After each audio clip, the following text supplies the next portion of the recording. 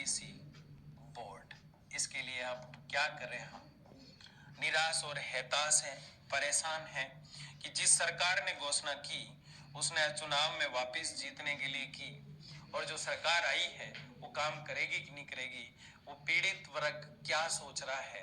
तो मैं बता दूं कि हमारा काम होगा, हमारा काम होगा। सर आप कैसे कह सकते हो कि हमारा काम होगा?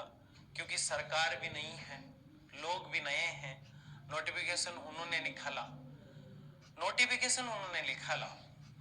लेकिन क्या कांग्रेस ने नोटिफिकेशन पहले ही निकाल दिया था? हमने दबाव बनाया, हमने लोकतंत्र के माध्यम से आवाज उठाई, और उस आवाज के दबाव में कांग्रेस को नोटिफिकेशन जारी करना पड़ा। तो मैं आप सबसे ये कहना चाह रहा हूं कि हम आवाज उठाएंगे। देश का युवा बेरोजगार और देश का पीड़ित व्यक्ति अगर राजस्थान जैसे स्टेट में भी आवाज नहीं उठाएगा तो लोग हमें मुर्दा समझ लेंगे। यानी कि जो भरा नहीं भावों से बहती जिसमें रसधार नहीं, वो हृदय नहीं पत्थर है जिसमें स्वदेश के लिए प्यार नहीं। तो स्वदेश के इस प्यार में बनाया गया है लोकतंत्र, और लोकतंत्र ये कहता है कि हम हमारे अधिकार की आवाज को उठा सकते हैं, हम हमारे अधिकार की आवाज को उठा सकते हैं।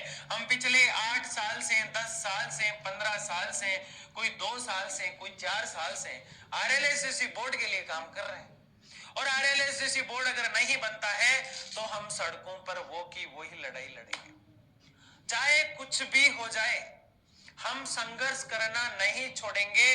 मेरे आरएलएसडीसी में जो उम्मीदें लेके बैठे थे उन साथियों से मेरा कहना है कि लाठा रीजो, मजबूत रीजो, बिना मजबूती के अब आरएलएसडीसी बोर्ड का नोटिफिकेशन नहीं आ सकता। और मैं संघर्ष के उन तमाम साथियों से कहना चाह रहा हूं, चाहे वो मेरे प्यारे मित्र, हमेशा संघर्ष के साथी, और पीड़ित इस वर्ग के लिए जो उससे विद्युत विभाग से आते हैं, उसके अध्यक्ष, प्रदेश अध्यक्ष भी है जोत सिंह जी सोगरवाल, भूख हड़ताल तक की है आरएलएसडीसी के लिए। कालूराम जी गर्ग भूख हड़ताल तक की आरएलएसडीसी के लिए। और शुरुआत में जब मैं चिकित्सा विभाग की आवाज उठा रहा था तो पृथ्वीराज जी गुजर, उनका खूब सपोर्ट मिला।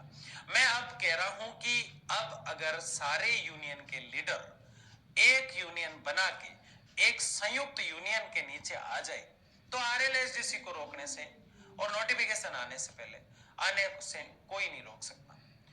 आरएलएसडीसी की नोटिफिकेशन जो है अब युवा शक्ति, अब पीड़ित जो वर्ग है वो उसकी यूनिटी पे डिपेंड करेगी। इतना सिंपल नहीं रहा है जितना सिंपल आप मानते हैं। जिस सरकार ने घोषणा की थी जीतने के लिए की थी, आती तो करती या नहीं करती वो एक अलग बात थी।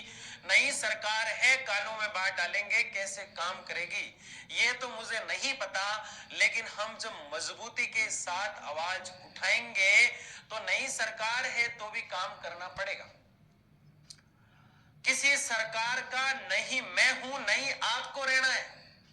अब वो दौर बीत चुका है जब हम किसी का भी झंडा लेके भाग रहे थे।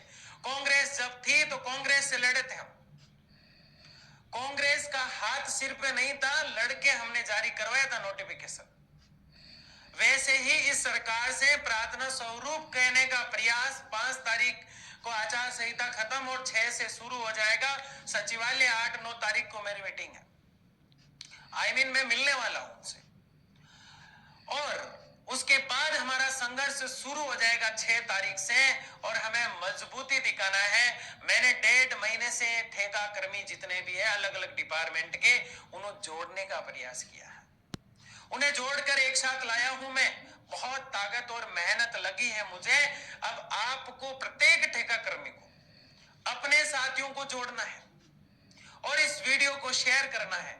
मैं चाहता हूं कि राजस्थान के लगभग 2.5 लाख जो ठेका कर्मी हैं, चाहे वो किसी भी डिपार्टमेंट के हैं, उस प्रत्येक व्यक्ति के मोबाइल में इसका लिंक होना चाहिए वीडियो का।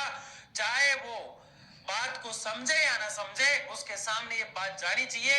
अभी मैं रीट कार्यालय गया 2 दिन पहले, वहां जो लोग लगे हुए उनको पता ही नहीं आरएलएसडीसी क्या है। ऐसे कई डिपार्टमेंट है जिनको पता नहीं है। अब जब हम पता ही नहीं आधे लोगों को कि आरएलएससी बोर्ड क्या है, जब हम जानते ही नहीं इसका नोटिफिकेशन जारी हो सकता है या नहीं हो सकता है, जब हम जानते ही नहीं इसके लिए क्या करें, तो फिर क्या करेंगे।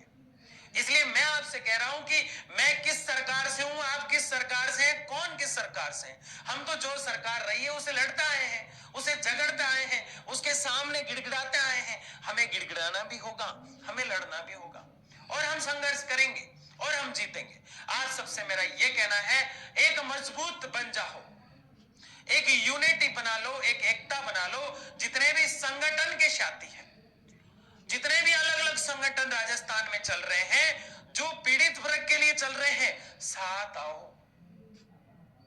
किसी का नाक नहीं कट जाएगा। एक संयुक्त संगठन बनाओ और हमेशा इन लोगों की आवाज को उठाओ। मैं जब इस प्रकार से सोशल मीडिया पे बोल सकता हूं, तो मुझे भी ऐसा लगता है कि यार मैं ऐसा क्यों कर रहा हूं जब कोई नहीं कर रहा है।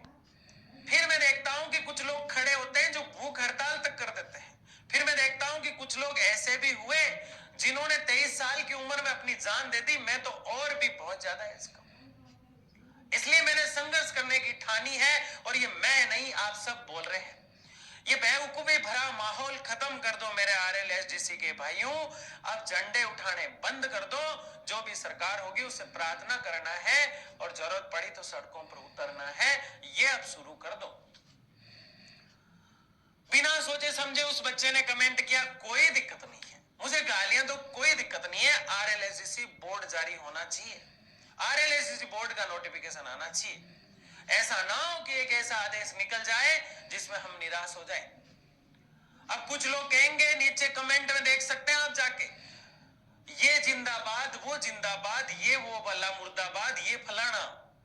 इनमें कुछ नहीं है, खत्म हो चुका है वो दौर। जिसकी जान जानी है, जिसकी चली गई, आनी है उसकी आ गई सरकार। अब लड़ना है हम लोगों को। इसलिए आप लोगों से मैं प्रार्थना और निवेदन कर रहा हूं, मेरे ठेका कर्मियों और शिक्षित बेरोजगारों, कि अब हमें जो है संघर्ष की लड़ाई में कदम से कदम मिला के चलना है। और नए सीएम जो भी बने, हमें उनसे जल्दी मिलना है, और ये काम मैं करूंगा। लेकिन मैं जब करूंगा इस काम को, जब मुझे इस वीडियो से ये लग जाएगा कि वास्तव में राजस्थान का ठेका कर्मी मेरे साथ है। मैं टीचर हूं, आप सब जानते हैं, और मैं अपने काम से 20-20 दिन की, 15-15 दिन की कैसे छुट्टियां लेता हूं, ये मैं ही जानता हूं। और मैं दौड़ता हूं, भागता हूं। तो पुकारा जब जाए आपको तो आना आपको भी है। और जब तक हम जीते नहीं, तब तक जो है इसे हार नहीं मानना है, और जीतने के लिए संघर्ष करना पड़ेगा। पहले ही हारा हुआ मानना बहुत गलत हो जाता है, हमें जीत के दिखाना है। संघर्ष की इस राह में चलना और भी कठिन होगा, संघर्ष के इस रास्ते पे चलना और भी मुश्किलें बढ़ाएगा। लेकिन हारना मत तू मेरे यार, मेरे भाई और मेरी बहन। तुम्हारा भाई साथ है, देश के तमाम लोग हमारे साथ हैं, जो पीड़ित और बेरोजगार की आवाज के लिए अब विधानसभा में गूंजेंगे राजस्थान के कई नेता। और जो कम से कम मैं पिछले इलेक्शन के इस माहौल में किसकी सरकार आएगी ये कोई नहीं जानता था। मैं सारे नेताओं से मिला जो 40-50 है, उनमें से आज लगभग 11 लोग विधानसभा में बैठे हैं, और जो हमारी आवाज को मजबूती से वहां रखेंगे कि इस आरएलएसडीसी बोर्ड को लागू करो। और उनसे मैं लगातार टच में आने का प्रयास कर रहा हूं, लगातार प्रयास कर रहा हूं। आप लोग मेरे साथ है कि नहीं है, इस वीडियो से मुझे पता चल जाएगा। ये वीडियो मैंने बड़े इंतजार के साथ बनाया है, बड़ी बेसब्री और बड़ा इंतजार किया मैंने इस आचार संहिता और इस इलेक्शन के दौर के खत्म होने का। मेरा खून उबाल ले रहा था कब नई सरकार आए और कब इन पीड़ितों के लिए मैं काम करके इनका आरएलएसडीसी बोर्ड जारी कराऊं। जय हिंद साथियों, मिलते हैं अगले किसी वीडियो में, तब तक के लिए धन्यवाद। जय हिंद, जय भारत। संहिता जो है अभी 5 तारीख तक है।